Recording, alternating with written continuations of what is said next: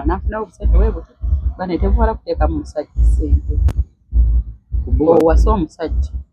omukyale oyanjule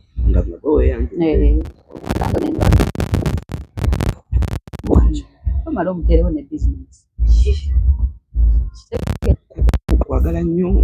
ekyokwagala kiri awo ku ssente mmeka ssente mmeka omukolo gwange we gwali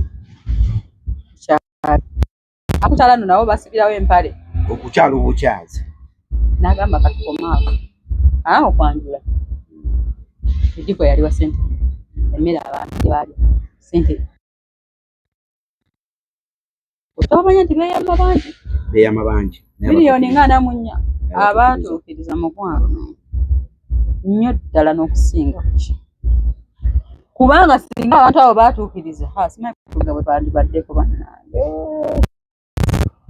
naye gwe kyoba omanya beeyama oba ne bakusaakaanya omukolo ne basaakaanya naye abamu ne batatuukiriza ne batuukiriza kaakati kati tuganya majority ekutuukirizaako eggwaddeyo nga miliyoni 7 emmere y'okulisa abantu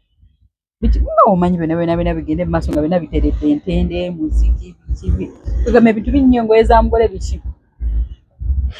awo budde katugenze ku mbadde omuntu yakontributinga mu kwanjula tajja kontributinga mu mbaga okitegedde anti katugeneddeko eyo probability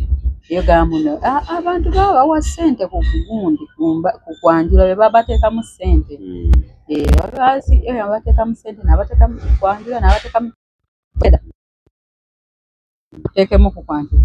teekemu ne mu mbaga okategedde ako ate w'omaliriza awo ate kati bizinesi mugikole bw'oba ogitunulidde bizinesi eriwa ssente emufayisa gya bbeeyi omufayisa ogumu guyinza okuvaayo emitwalo 3 guyinza okuvaayo emitwalo kyenkana mitwalo 3 ekitone ennyo kakati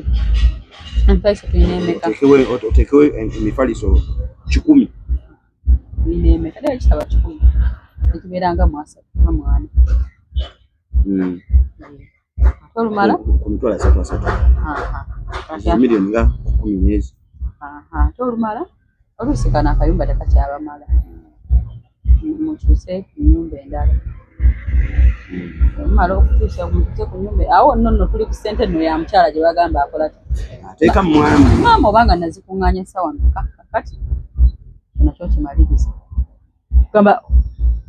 ogattamu n'ogamba hamu abazigira ssente meka lwaki abantu bano tebakkiriza nti ebintu bisoboka tebakkiriza nti ebintu anti baba tebakkiriza nti omuntu aba asobola okukola ssente ate waliwo obulamu lwaki ebiseera ebisinga omukyala babeera public figure omwami n'ayanjula omwami n'amwanjula lwaki balowooza nti omukyala yataddemu ate ssente mu mwami ate n'abasajja bibaluma biba biruma nakadde ku makya nenoonya ssente zange ate olina nga omukyala yeyange yes gwe oli public figure naye nange ndi eno ndi mu kasolinga noonya ssente era nkikoze kuno kikuba nkwagala akati bali bo tebabuulire mukama mama ssente mekeeza omuntu z'abantu ate ngenda nno nze nkubudde kuseka kale naye nga thank you so much for understand. My name is Morris Jordan Kawesa nyongera okujjukira show eno ogudde abanafu aba Morris Fashions balina engatto okuva ku za baby omuto eyakazaalibwa okuva paka ku muntu omukulu kakondo nigina buli kika kyangatto Morris Fashions bakina ku 0763 855 400 Morris Fashions ebazina. Thank you so much. Atene mama interior naye atuteeka mu ssente mama interior naye alina bed covers alina gowns alina obutimba alina bingi byonna byalina.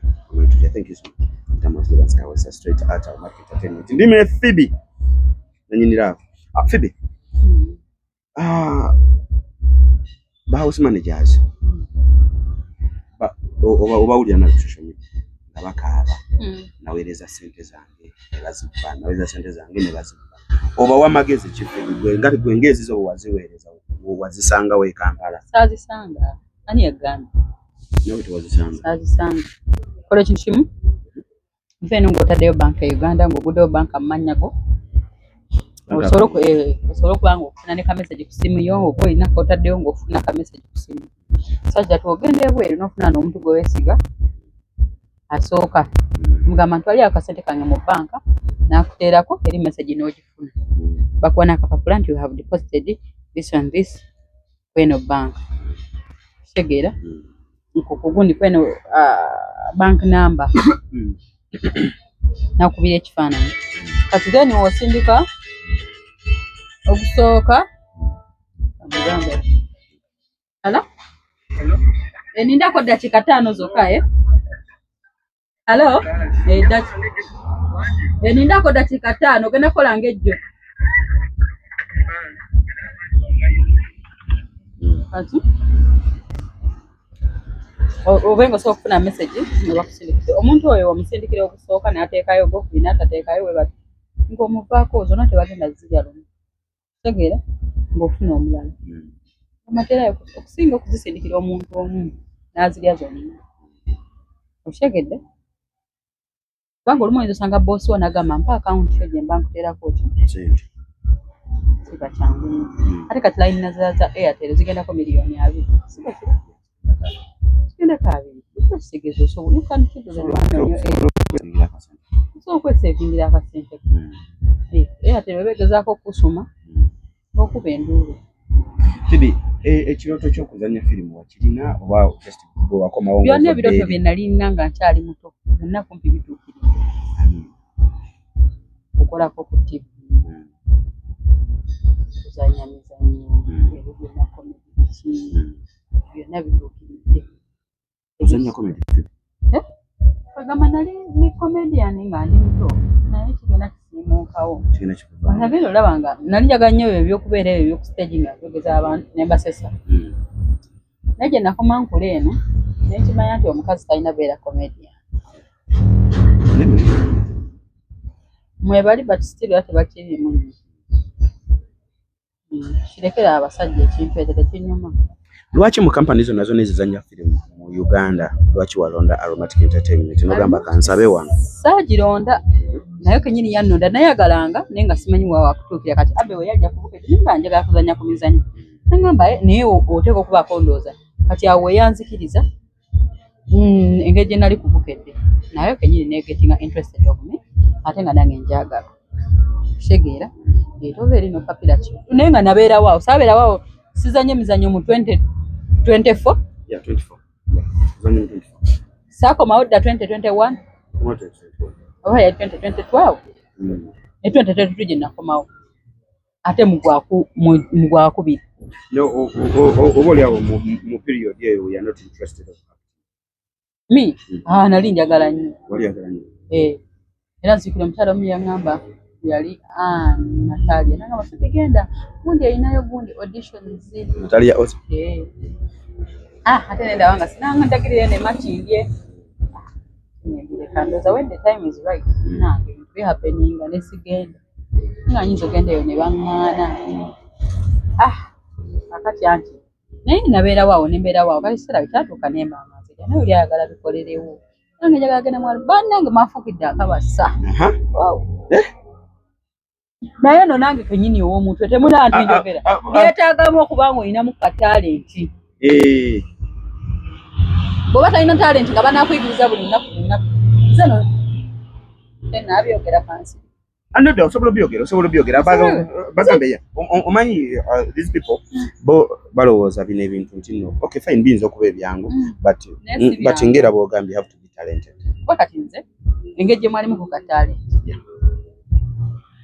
oba oli awo bantuusa nesiwagalwa nnyo nga omuntu bwabeerawo beeraawo ddamu kino nti baali balina kuŋŋamba kati kola poti ne bati ne balaba nga omutwe gwe gujja kikola naye ate gwe bajja kugamba orihasinge okitegeera kati nze natuuka ne baŋŋamba kati fibisibisi kaka okitegeera ogenda kwogerezibanya emboozi ya bulijjo nga bwonyumya nange emboozi eri bweti njagala ojjemu sinkane n'ono ono yakoze bwati ne bwati kati reaction ye gikola ki nakati ate bw'oyinza obutakisobola bweyagala tukikutenduke Segera kizisasookera eri mu gundi nga banagamba balesa omwana nga mugezi ne batamusokeza eri wansi ne bamubuusa ne bamuteeka mu class yajamu ajja kuwagwalwa kati gwe yali omugezi because you are not camera shy first of all sali camera shy what wali camera shy ebigambo si bya kunoonya nnyo njasobiya bajja bingamba tewali audience shy nti abantu bangi we bali otyoboke kati nga kyembulamu kiri kimu nkitola nti ndeekaana nnyo kukwata script ate nga wali eri sireeka simanyi ddoboozi lyali lyalage nga banga oyogera mpola kwana naye nga nze gwalaba ndeekaana okukamala obukamazi oba nali lubuto ndowooza naye oleka wali lubuto Pheobe nabangamba eddoboozi lyange ttini musoogera kwe nategeera nali eddoboozi lyange ttini ate baakiŋŋamba naliko ne zubeeda muzannyo ogumu nga bagamba toyogera mukwano tetukuwulira ng'ekyamazima tebampulira simanyi kyali kiki naye ng'ekyamazima baali tebampulira eddoboozi ttini so kati ebintu ebyo byonna balina obbikutendeka kakati abantu bange balaka batuuse manyi bwe nina pulogulaamu mmanyi okay kati nga tuliwindinga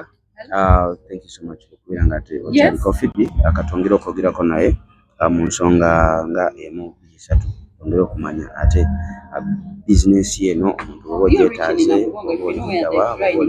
okimanyi so kyetwagala kati okwogerako naye as we are running up here aninga thank you so much mwana abagiriko abali ku Morris Jordan's Media. I love you so much. Thank you for subscribing, liking, commenting, and sharing for each and everything. Yeah, kati achali mukulagira customer kasokaveko. Anyway, thank you so much. Kati Pheobe kyensaba njagala oyongere otubulirako ku business yo emifaliso egyenjawulo waliwo emifaliso gye wayogeddeko ebikabi just ebikabi emifaliso gye nina waliwo emifaliso egisookerwako tugeze 4x6 nina omufaliso gwa 21 embeerawo ogwa 35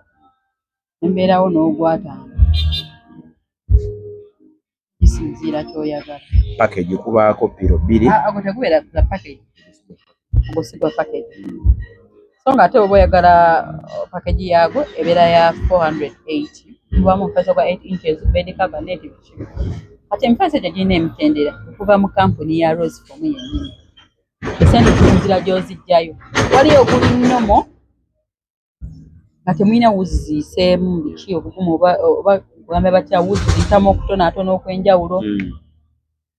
nga guli ku nnomo oba 21 kati ne tuyingira mu omutoneetone ate nga gwa 8 inches omutoneetone ate nga mweru nga gwa high density ekyo kyembadde nnoonya obwedda ogwa high density guba gutya ogwa high density gubeera mweru nga guyitamu wuzi nga muzito nnyo gino emirala gyo giba tegiyitamu wuzi giyitamu wuzi naye nga si mizito nnyo ate nga miwangaazi nakyo kati kisinzira omuntu aba ayagala nga ono yakugamba ennyaanya ogiraba ennyaanya mulimu era ze bagamba zino faaji kakati zino zezizzeeko nzize ennene ezayengedde ennyo naye nga zonna zifumba enva okitegera ate ne bagamba faaji tawangaala naye agenda kufumba enva okitegedde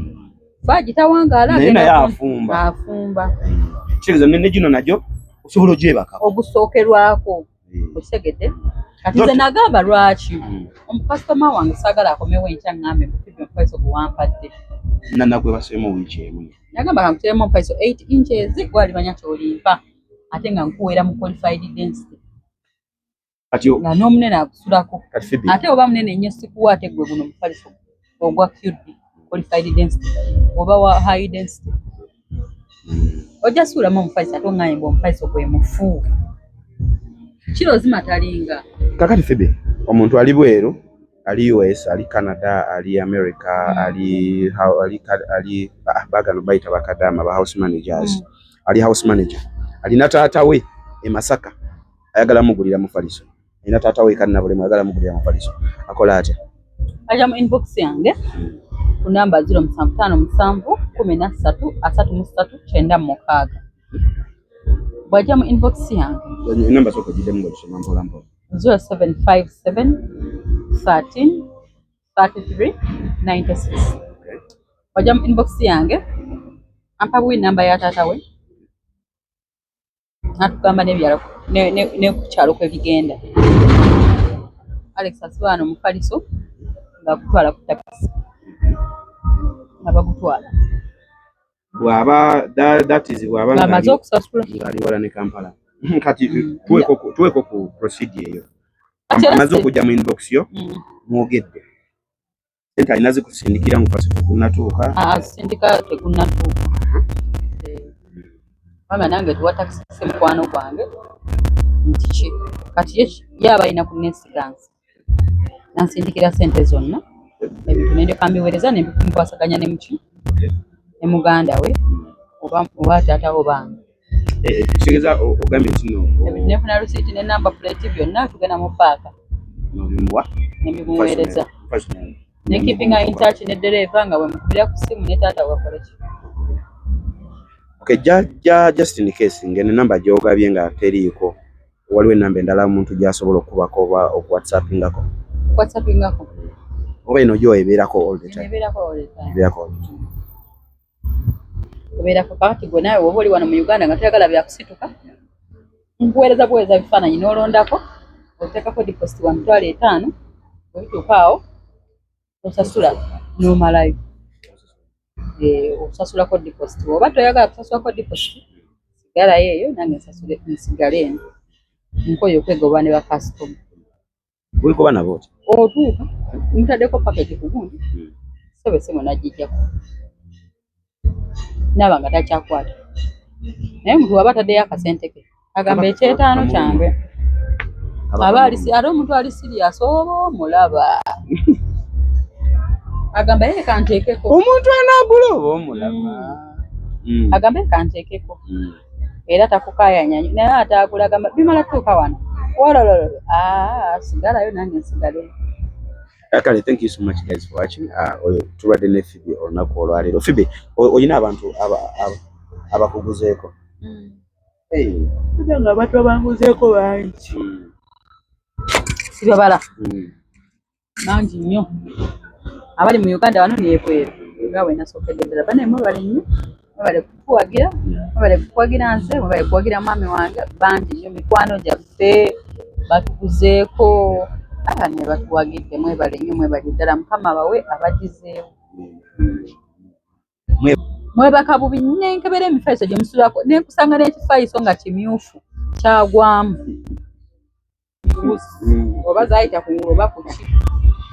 omufaliso ogwo guguddemu abantu basula bubi wera oba omanyi oguyina toyina jangu okuwa omufaliso jatukuwa omufaliso wa Pheobe jangu okula omufaliso omulungi oba omufaliso gwa layisi naye Pheobe gundi eno edduuka lye lino liri ku social media yonna n'omuntu asobola okunoonyako wantu wonna Neno Sonde TikTok kunoonya atya TikTok ogenda ku Mrs. Nzora Facebook era Pheobe ojja kunsangayo ku YouTube ojja kusangayo Mrs. Nzora oba Nzora and Pheobe ojja tusangayo bulungi nnyo namba y'essimu ate kasita ogifuna ne ku bayo yange ebaako era oba onoonya tusobola kumbulwa. Okay, kati atayagadde kubeera nga omuderivalingira nga yayagala kwetuukira ajjewa ennamba waba agirina aba atuuse tuli wano eno Sonde opposite Patozi ebidongo by'owulira Patozi wano mufaliso oba otuuse bingi nnyo giri ku kkubo wegiti mingi nnyo kuliko n'ekipande Denzoras. Okay, thank you so much mbadde ne Pheobe. As I told you, Pheobe muzanyi wa Aromatic Entertainment ate nga yakubye character eya Pheobe era Saalongo simanyi olubuto lwaki yagana okulabirira naye omwana yamala n'aluzaala yamala n'anzaalira kaganda kange